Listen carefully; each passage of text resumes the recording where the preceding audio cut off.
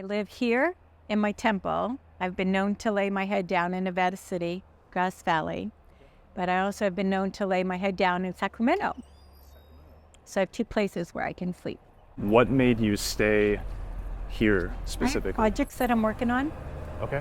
There's a lot of great consciousness here, and I like the mountain air compared to down there.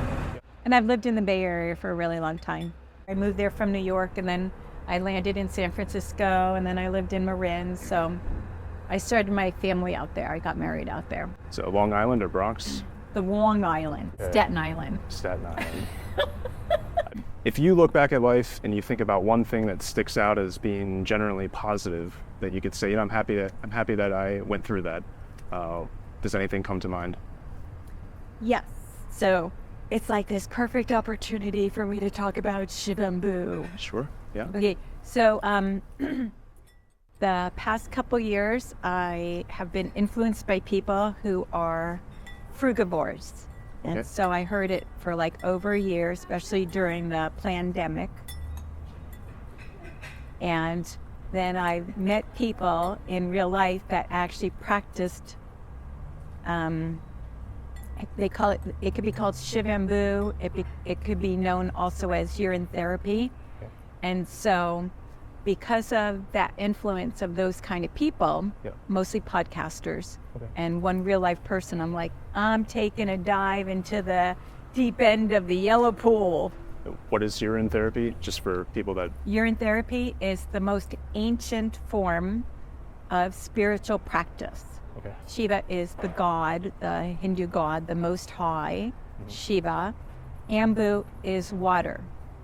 So what Shivambu is holy water. Got it. It's practiced all over the world, but of course, India, Japan, Germany have higher populations that are more familiar with it. Now is the time, this Great Awakening or the Revelation, whatever people think this time now is, it's been underground or suppressed for a very long time. But now is the time for it to become openly known and practiced.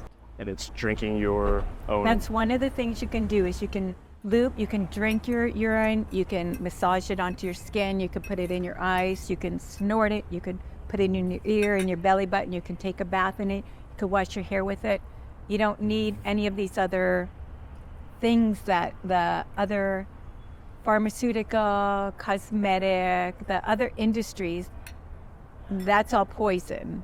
And we don't need doctors or physicians. Our technology, we are the technology. Absolutely. So it clears your pineal gland. So they had like chlorine and fluoride to close down people's pineal glands. It's in the water. Yeah. That's why it's in the water. It's in the water. Yeah. Right? That's why. And then at the same time, it's the most researched, urine is the most researched substance in the world.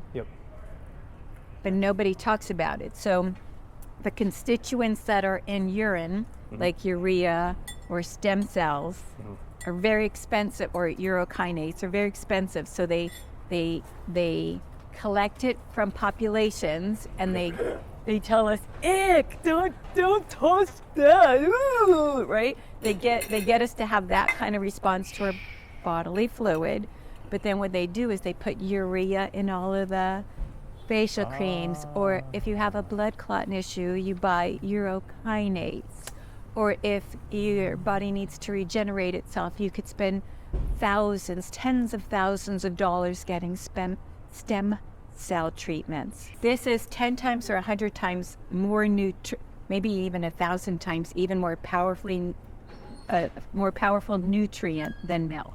Wow. Very interesting. It has antibodies. Like if people have allergies, you don't even need to know what your allergy is. Your body will make the antibodies. You get stung by a black widow, a brown recluse, or rattlesnake. Your body in 15 seconds makes the anti-venom, the antibodies. All you got to do is put pee on the bite and also drink it. and your body knows how to take care of itself. Very interesting. If you cut your age in half and you had one piece of advice to give that younger self, what would one thing be that you might share? I feel like I've already cut my age in half. I'm only 4 months into this process. So, there's no such thing as age. I'm an immortal being. So I wouldn't change a thing. I think my life is a fucking masterpiece, and I wouldn't change a stroke.